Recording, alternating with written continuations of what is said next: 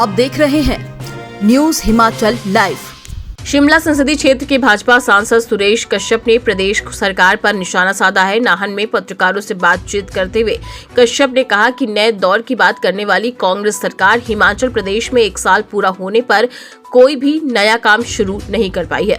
सुरेश कश्यप ने कहा कि मौजूदा सरकार का कार्यकाल 1 साल से भी अधिक समय का हो गया है, मगर यह सरकार कोई भी नया कार्य नहीं कर पाई।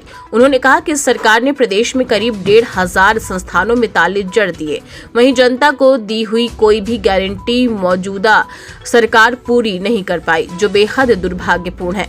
उन्होंने कहा कि प्रदेश की जनता अपने आप को ठगा हुआ सा महसूस कर रही है और आने वाले समय में प्रदेश सरकार को इसके परिणाम भुगतने पड़ेंगे। सुरेश कश्यप ने कहा कि प्रदेश के बेरोजगार युवा नौकरी के इंतजार में हैं और महिलाएं इंतजार कर रही हैं कि कब सरकार उनको 1,500 रुपए देगी।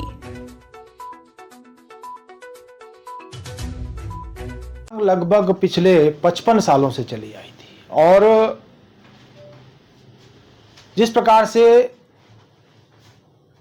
पिछले 5 वर्षों में आगे आकर प्रदेश सरकार ने इस मुद्दे को आगे बढ़ाया।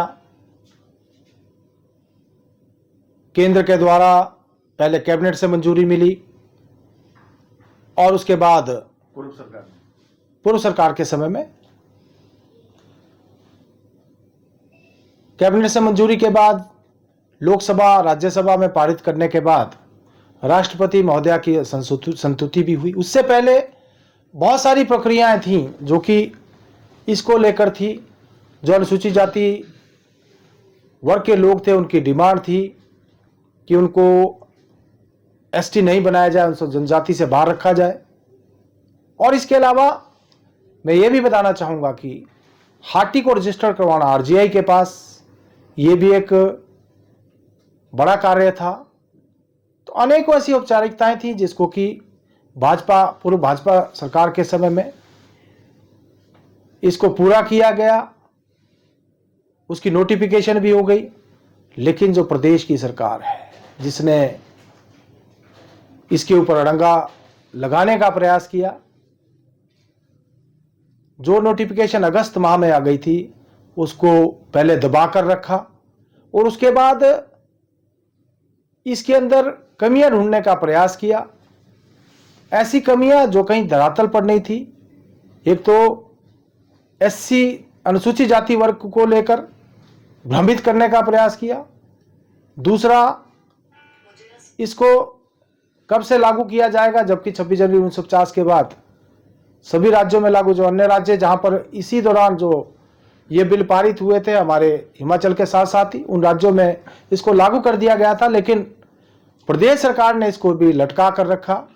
लेकिन मैं धन्यवाद करना चाहूँगा केंद्र सरकार का कि उन्होंने जो क्लेरिफिकेशन भी प्रदेश की सरकार ने, जो मैं नहीं समझता कि उसकी कोई आवश्यकता थी, लेकिन इसके बावजूद भी इस मामले को लटकाने के लिए, क्योंकि ये कांग्रेस की नीति रही है, लटकाना, अटकाना, भटकाना, जनता को भ्रमित करके रखना, और जो उनका प्रयास था उसमें वो असफल रहे। केंद्र सरकार ने क्लेरिफिकेशन भी दे दी और मैं अभी बधाई देना चाहूँगा जो ट्रांसगिरी के हाटी हैं उनको, जिनको कि जनजातीय का दर्जा मिला।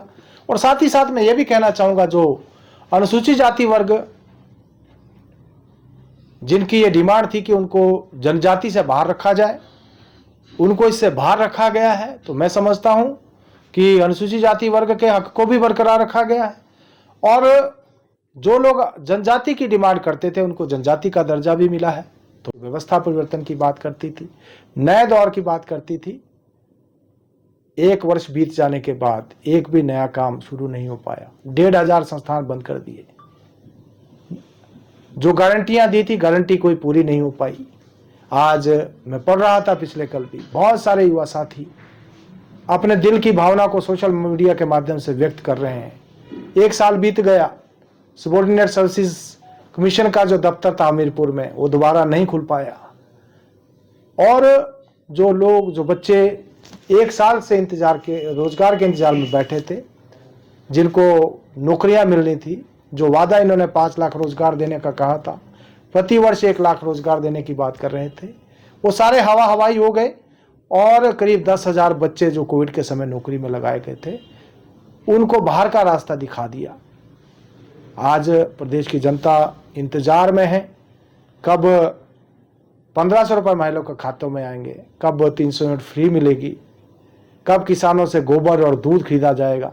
उसके बारे में पिछले दिनों जो पशुपालन मंत्री उनके बयान आए थे कि 1 जनवरी से हम जो है गोबर खरीदना प्रारंभ कर देंगे, लेकिन आज तो 2 तारीख हो गई, अभी तक उस दिशा में कुछ नहीं हुआ।